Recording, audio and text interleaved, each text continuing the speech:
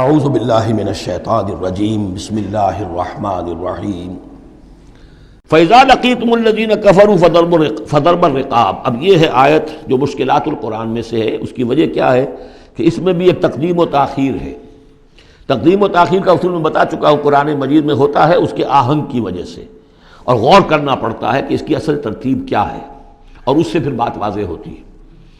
تو یہ قانون دیا جا رہا ہے، اسی کا حوالہ تھا سورہ انفال میں کہ اگر یہ پہلے سے بات نہ آ گئی ہوتی تو اے مسلمانوں، تم نے جو یہ قیدیوں کو زدہ فدیہ لے کر چھوڑنے کا فیصلہ کیا ہے، اس پر تم پر بڑی سخت گرفت ہوتی ہے اللہ کی۔ لیکن چونکہ یہ آیت آ چکی تھی، اب وہ اس کی وضاحت میں کر دوں گا آپ کو۔ فَإِذَا لَقِيتُمُ الَّذِينَ كَفَرُوا، تو اے مسلمانوں جب اب تمہاری مٹ بھیڑ ہو کافروں سے، اب جو ہے آرم کانفلکٹ شروع ہونا ہے، اب تلوار سے ٹکرائے گی، میدان میں تمہیں آنا پڑے گا، تو اس کا قاعدہ کیا ہے؟ فَضَرْبَ الرِّقَابِ، تو ان کی گردنوں کو مارنا ہے۔ پہلا کام یہ ہے، ان کی گردنیں مارو، انہیں قتل کرو۔ حَتَّى إِذَا أَسْخَنْتُمُوهُمْ، یہاں تک کہ جب تم ان کو اچھی طریقے سے کچل دو، ان کی طاقت ختم ہو جائے۔ فَشُدُّوا الْوَثَاقَ، پھر تم ان کو قیدی بنا سکتے ہو، پھر باندھو ان کو مضبوطی کے ساتھ۔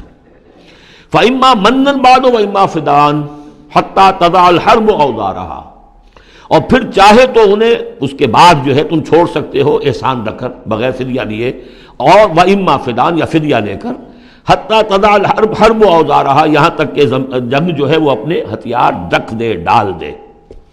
اس میں ہے اصل میں تقدیم و تاخیر، یہ پہلے ہے حتیٰ اذا اسخنتموہم فشدوا الوثاق حتیٰ تضع الحرب اوزارہا فاما منا بعد واما فداء، یعنی یہ کہ جب تمہارا مقابلہ کافروں سے ہو تو پہلے مرحلہ یہ ہے کہ ان کی گردنیں مارو، پھر جب ان کی قوت کچھ لی جائے پھر تم انہیں قیدی بنا سکتے ہو، جب تک کہ جنگ اپنے ہتھیار بالکل رکھ دے۔ اب اس کو سمجھ لیجئے کہ ایک ہوتی ہے بیٹلز، ایک ہوتی ہے وار۔ بدر جنگ تھی لیکن بیٹل کی نوعیت کی تھی، وار تو 6 سال تک چلنی ہے۔ Battle of Badr, battle of Uhud, battle of Ahzab, battle of Bani al Mustaliq, battle نہ معلوم کتنی بیٹلز ہیں۔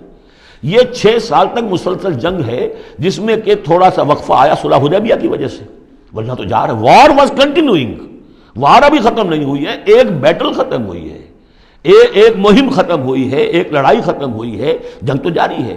حتیٰ تضع الحرب اوزارہا، جبکہ وہ جنگ اپنے ہتھیار رکھ دے، یعنی اس درجے وہ دین کا غلبہ ہو جائے کہ اب کوئی ریزسٹنس نہ رہے، تو پھر یہ ہے کہ چاہے تم ان کو چھوڑ دو فدیہ لے کر، اور چاہے تم ان کو ویسے بھی احسان سے بھی چھوڑ دو تو کوئی حرج نہیں، احسان کرو، بغیر فدیہ لیے بھی چھوڑ دو تو کوئی حرج نہیں۔ لیکن جب تک کہ ابھی مقابلہ چل رہا ہے، اس وقت تک فدیہ لے کر چھوڑ دینے کے معنی کیا ہوئے کہ آپ نے کفر کو تقویت پہنچائی۔ جو آج جنگ کر کے یہاں کرنے کے لیے آئے تھے ان میں سے 70 مارے گئے، اچھا وہ تو کفر کا ایک بازو تو ٹوٹ گیا، لیکن یہ 70 جو تمہاری قید میں آئے تھے، اس کو تم نے فدیہ لے کر چھوڑ دیا تو یہ بازو دوبارہ جا کر تم پر حملے کے لیے تیار ہو جائے گا کہ نہیں؟ لیکن چونکہ یہاں پہ اب اس کا معاملہ ججمنٹ کا، واقعتاً دشمن کی کمر کچلی گئی ہے یا نہیں، یہ ہے ججمنٹ کا معاملہ۔ تو حضور نے اگر یہ سمجھا کہ کمر کچلی گئی ہے تو اس کے اوپر پکڑ نہیں ہو سکتی۔ اجتہاد جو ہے، اجتہاد کا اصول یہ ہے کہ اجتہاد میں مخطی بھی ہو تو اسے اجر ملتا ہے، اور مصیب ہو تو دوہرا اجر ہے۔ چونکہ حضور کے اجتہاد پر یہ تھا تو آپ کو اگر چھوڑ دیا گیا تو اما منن بعد و اما فداء، جب یہ آلٹرنیٹو اس کے اندر موجود ہے اس آیت کے اندر کہ اس کے بعد پھر چاہو تو تم بغیر کوئی فدیہ لیے ہوئے احسان دھر کر چھوڑ دو، اور چاہے فدیہ لے کر چھوڑ دو، تو حضور نے اس کو استعمال کیا ہے۔ اگرچہ اللہ تعالیٰ کے نزدیک ابھی وہ کچھ بھی نہیں گئی تھی کفر کی طاقت، لہذا یہ قبل از وقت ہے جو اجتہاد ہو گیا ہے۔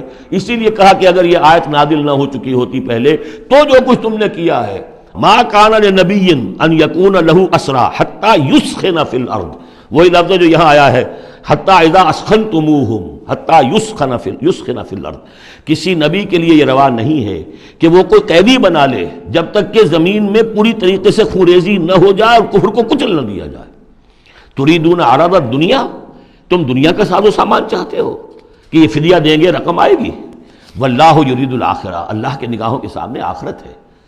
اللہ عزیز الحکیم، اللہ عزیز اور حکیم ہے. لولا کتاب من اللہ سبقا، اگر یہ اللہ کی طرف سے وہ کتاب پہلے آنا چکی ہوتی، حکم، اب یہ کتاب کے معنی پھر وہی حکم ہے یہاں پر، اللہ کی طرف سے پہلے یہ آیت جو ہے جو اس حکم پر مبنی ہے وہ نازل نہ ہو چکی ہوتی، لمسکم فیما اخذتم عذاب عظیم، تو جو کچھ تم نے لیا ہے اس پر تمہارے اوپر بڑی سخت گرفت ہوتی ہے اللہ کی طرف سے.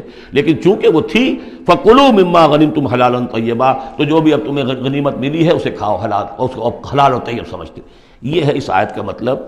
جب تمہارا مقابلہ ہو دشمنوں سے تو گردنیں مارنا ہے پہلا کام. پھر جب پوری طرح کچل لو، طاقت کچھ نہیں گئی کفر کی، تو پھر قیدی بھی بناؤ. فَشُدُّوا الْوَثَاقَ حَتَّى تَضَعَ الْحَرْبُ أَوْزَارَهَا، جب جنگ بالکل ختم ہو جائے اور گویا کہ وہ ہتھیار ڈال دیے، جنگ نے ڈگ ڈال دیے، اب کوئی طاقت نہیں رہی کفر میں، پھر تم چاہو تو ان کو فدیہ لے کر چھوڑ دو، چاہو تو بغیر فدیہ کے بھی چھوڑ دو، کوئی بات نہیں، اب کوئی خطرہ نہیں، اس لیے کہ انقلاب آ چکا اور مستحکم ہو چکا، اب ان کے کیے کچھ نہیں ہوگا. حتیٰ تضع الحرب اوزارها ذلک ولو یشاء اللہ لانتصر منہم، اللہ چاہتا تو خود ہی ان سے بدلہ لے لیتا، ان کفار سے انتقام لے لیتا. ولکن لیبلو بعضکم ببعض، اللہ تعالیٰ چاہتا تو اس 1000 کے لشکر کو آنے واحد میں ختم کر دیتا، لیکن اللہ نے تمہیں موقع دیا، تمہاری آزمائش کی، تمہارے صبر کا امتحان لیا. لیکن اللہ تعالیٰ امتحان لیتا ہے، جانچتا ہے بعض کو بعض کے ذریعے سے. وہ 1000 کے لشکر کے ذریعے سے ان 313 کے استقامت کی، ایمان اور استقامت جو ہے اس کی آزمائش ہو گئی. والذین قتلوا فی سبیل اللہ فلن یضل اعمالہم، اور جو لوگ اللہ کی راہ میں قتل ہو گئے تو اللہ تعالیٰ ان کے اعمال کو ضائع کرنے والا نہیں ہے، ان کے سارے اعمال کا بھرپور اجر انہیں مل جائے گا. سیہدیہم ویصلح بالہم، اللہ تعالیٰ ان کو راہ دے گا، پہنچا دے گا، جنت تک پہنچا دے گا، اور ان کے جو معاملہ ہوگا وہاں پہ ان کے احوال بہت اعلیٰ ہوں گے، بہت عمدہ ہوں گے. وَيُدْخِلُهُمُ الْجَنَّةَ عَرَّفَهَا لَهُمْ، اور داخل کرے گا انہیں اس باغات میں جو پہلے ہی انہیں پہچنوا دی ہے، بتا دیا ہے کہ اس جنت میں کیا کچھ ہوگا، وہ تو ہم بتا چکے ہیں قرآن کے اندر، اس جنت میں داخل کرے گا. صدق اللہ العظیم.